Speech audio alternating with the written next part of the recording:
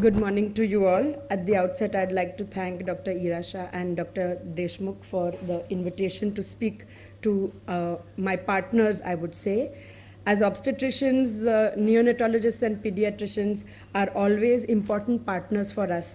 And most of our knowledge or information where vaccinations are concerned comes from you people rather than us. And as she correctly said, up till now the only vaccinations we were giving our pregnant women were the 2 doses of tetanus toxoid.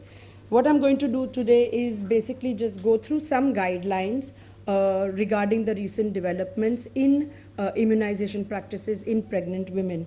As we all know, motherhood, of course, is the greatest gift and the greatest joy, and all love begins and ends here. And that is the rationale of immunizing women in pregnancy. There are, of course, 2 important points to this. One is to make sure that she doesn't have any infection or she can be protected against infection. And the second, obviously, is to pass on the immunity to the newborn child.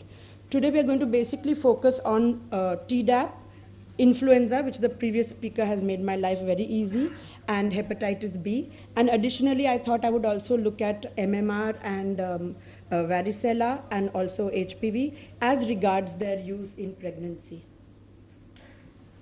So what are we going to look at today? What is different about vaccination practices in pregnancy as compared to a few years ago? Another important point, that when are we actually doing our counseling? And here I must say that with the new recommendations coming in, the obstetricians have to take a role. I'm sure after hearing me tomorrow, many of you will go back and tell your obstetrician colleagues, you better give these immunizations now to your pregnant women. And of course, most of the evidence that I'm going to present is from the CDC guidelines, and there are no such clear guidelines yet for the Indian scenario. So what are some of the general rules or guidelines for vaccination of pregnant women? All women should be evaluated for the possibility of pregnancy before immunization, and this cannot be overemphasized. Whenever we see women in our clinics, we should, before giving them any vaccine, always ask, are you pregnant? Are you likely to get pregnant? And what is the vaccination history? Of course, as obstetricians, we are always faulting on this aspect of our history. But the immunization history is important.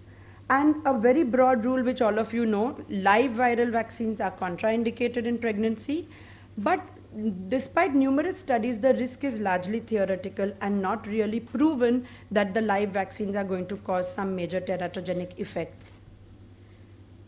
Obviously, whenever we are vaccinating any woman, we must make sure that the risk is less than the benefit. Whenever we are vaccinating our pregnant women, we must make sure that the infection is going to definitely pose a risk to the mother or the fetus, and accordingly we should select the patients who require vaccination. Corollary is also true that if a woman has received a live vaccine inadvertently and she doesn't know, or her pregnancy status was unknown, just having given the vaccine is not a reason for termination of pregnancy. And a lot of second opinions come to me on this one point alone, that she's taken MMR or she's taken rubella vaccine and now she's realized she's pregnant. Should she undergo termination of pregnancy? And the answer from all the recommendations is categorically no. On the other hand, non-pregnant women should delay pregnancy for at least 4 weeks. Now, this is again a change from the previous guidelines, where we were advocating that at least 3 months should be a reasonable interval between rubella vaccination and pregnancy. Now the guidelines have come down to 4 weeks. As I already mentioned, the inactivated vaccines and toxoids are safe in pregnancy. Another important area where we as obstetricians are now trying to develop our targeted approach is the postpartum lactating mother, because this is one time when we can actually catch her and immunize her, not just for HPV but also for MMR and Tdap. The influenza has been covered by the previous speaker, so I'll just highlight it a little bit later. Now when we look at Tdap, actually the topic which was sent to me was Tdap, but I want to specify initially that we are going to talk about the tetanus, reduced diphtheria and acellular pertussis vaccine in pregnancy. As you all know, Many states of India, especially Maharashtra, are now free of maternal and neonatal tetanus. But there's still a lot of work to be done. And from the WHO data, 73% of the world's tetanus deaths occur in 8 countries, and India is a large contributor. Almost 1/4 of the neonatal tetanus still occurs in our country. Why are we talking about Tdap?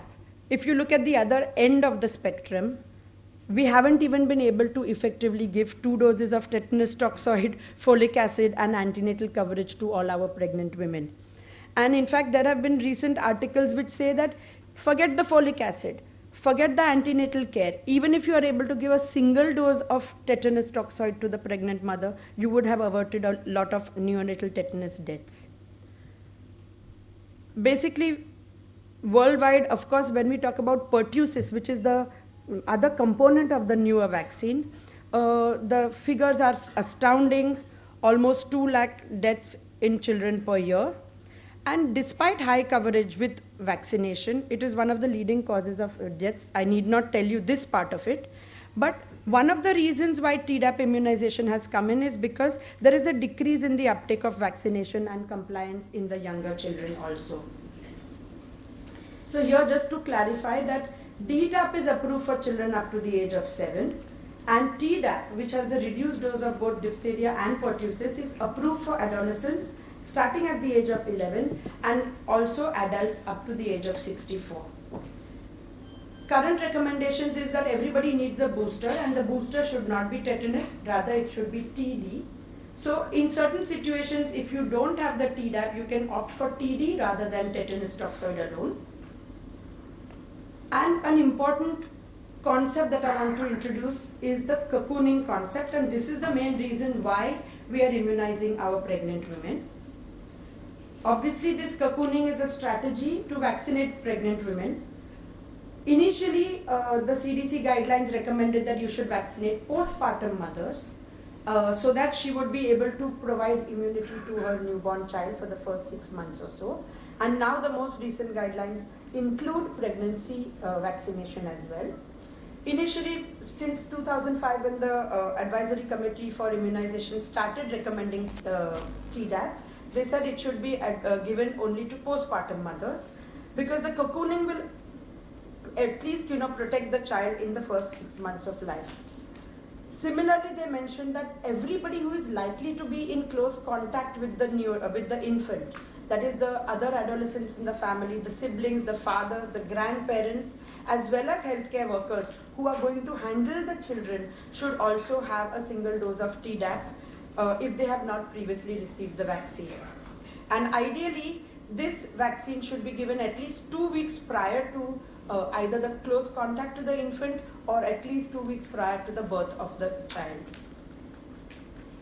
When we look at safety from the pregnancy point of view, as I said, both Tdap as well as TD are extensively, the TD has been used worldwide, and they are both extremely safe and are not shown to have any teratogenic effects. Basically, after doing a lot of studies in pregnancy, the result of 2 large randomized trials showed that there was a negligible increase in reporting of adverse events when the vaccine was given in the first trimester. And to basically make sure that the vaccine was not linked to any adverse reports or any spurious association, the guidelines clearly say that you give that single dose after 20 weeks of gestation. So healthcare workers should give a single dose to each pregnancy, irrespective of her patient's prior history of receiving Tdap or not.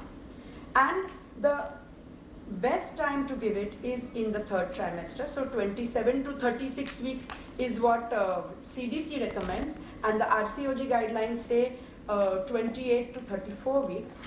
So basically, somewhere in the 3rd trimester, to make sure that she has got enough of immunity when she delivers. In case she does not get the vaccine during pregnancy, the best time to give it to her is postpartum. Obviously, if the patient comes for a wound or some other injury, and if you feel that she will benefit from a tetanus toxoid or a TD, replace that with the Tdap rather than giving her the tetanus toxoid. Suppose you don't know the patient's vaccination status, then you should again give Tdap for 1 dose of the tetanus toxoid. So you can give TT in the early pregnancy or the second trimester, and 4 weeks later you can give Tdap, or you can give 2 doses of tetanus toxoid. Many people like to give 3 TTs, though I don't believe that that is the standard practice. So you can replace one of the doses, and preferably the 3rd trimester dose, with the Tdap. One of the other concerns was that will this maternal immunization interfere with the infant's immune response? And again, studies have suggested that initially the maternal antibody response can inhibit the active antibody production in the infants. However, after a lot of studies, they have come to the conclusion that the benefit from protection from the maternal antibodies far outweighs the risk of shifting the disease burden to the children in the later part of infancy. Okay, so now we move to the next part of it, that is the hepatitis B vaccination. And again, here we all know that hepatitis B poses a serious risk to infants. And if this infant is infected at birth, almost 90% of them will have a lifelong illness. As a standard practice, we are universally screening all pregnant women for the HBsAg. But though I can say with certainty that I am doing this, in many parts of the country, this is still not the norm. And except for VDRL, which is such an old-fashioned test in the antenatal period, and HIV because of the PPTCT program, HBsAg is sort of neglected, though it is the recommendation that all women should be screened. Women who are at higher risk, the guidelines recommend that antibody to surface antigen should also be tested. And if the woman is really at high risk, she should be vaccinated in pregnancy. And because this is a recombinant vaccine and inactive, it is perfectly safe to give this in pregnancy, provided the woman is a high-risk person. The high-risk women obviously are those who have more than one sexual partner, who have been treated for STDs, who have a recent or current drug use history, or who have an HBsAg positive partner. These are the high-risk women in pregnancy who should receive a single dose of the vaccine. This should be, as I said earlier, should only be used when the benefit outweighs the risk. And data suggests that there is no adverse effects on the fetus with the vaccination. Babies should receive the first dose of vaccine within 12 hours of life, and also obviously the HB immunoglobulin should be given at birth. Just a word about hepatitis A. Though we are not routinely vaccinating, and I have no experience with hepatitis A, this is also recommended in the same situations as hepatitis B. So if there is a high risk condition, then you may decide to vaccinate against hepatitis A in pregnancy as well. Coming to influenza, the most of the data again is US based data, because we don't really have any data of influenza vaccine in pregnancy from India. Studies had found that when the provider even offered this to the pregnant woman, she was more likely to use it than if the provider did not give her this option. And even in the US today, there is so much of lack of awareness about the benefits of the influenza vaccine, especially in pregnancy. And because of the alterations of physiological changes of pregnancy, pregnant women are definitely at risk for influenza, and this can be much more severe than the normal cases, requiring even hospitalization. There is a very real risk of preterm labor, and these women definitely should be vaccinated.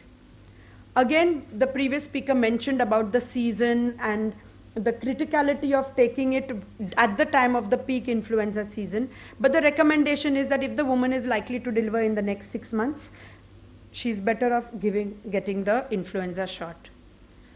Again, the live vaccine, which is anyway not available, is a nasal spray, and the live vaccine is contraindicated in pregnancy. Just a few slides about other vaccinations.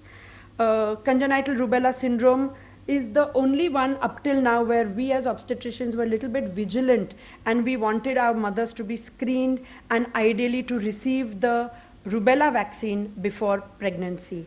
But now the recommendations say don't give the rubella vaccine. You're better off giving the MMR, the combined MMR, even to adult women prior to getting pregnant. Obviously, it should not be administered to women who are known to be pregnant, but if she has received the vaccine, as I already mentioned, the window is now only reduced to 28 days and not 3 months, by which time she can conceive.